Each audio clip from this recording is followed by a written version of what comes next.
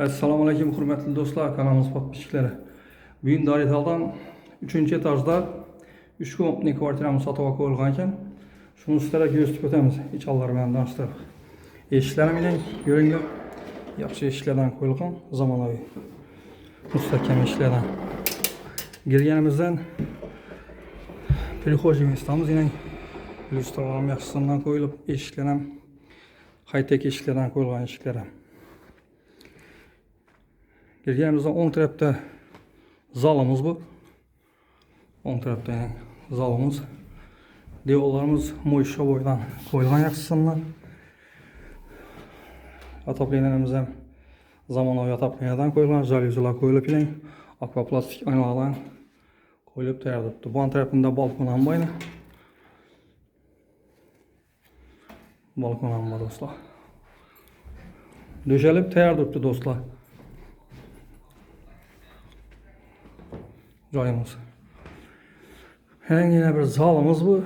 Bir de balkonumuzni açıp kengaytirib berganlar, ulg'aytirib berganlar.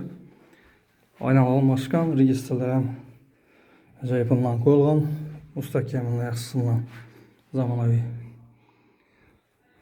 Devorlarimiz mo'yshaboy, eshiklarimiz almashib, high-tech eshiklardan qo'yilib turibdi. Bunda yana bir spalnimiz indi bu tarafimiz. Ataplenerler ötüp, aynalar almashib, jalyuzi perdeler qo'yilib, tayyor holatida turibdi do'stlar. Doğru girib yaşayalım.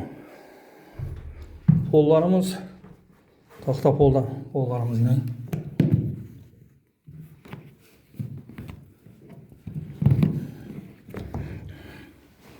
Hem bir taxta pol kvartiramızın hem birine pol atilingan.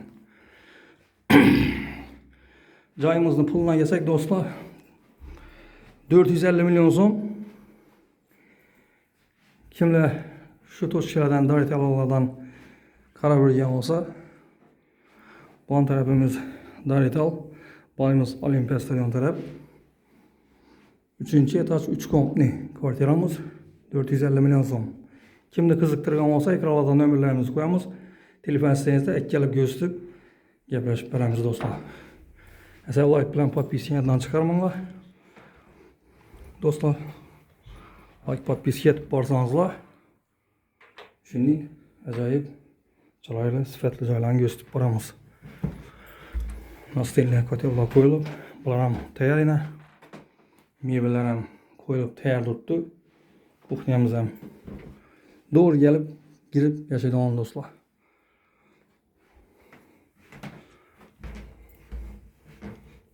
Keyingi roliklarda görüşguncha deb qolamiz do'stlar.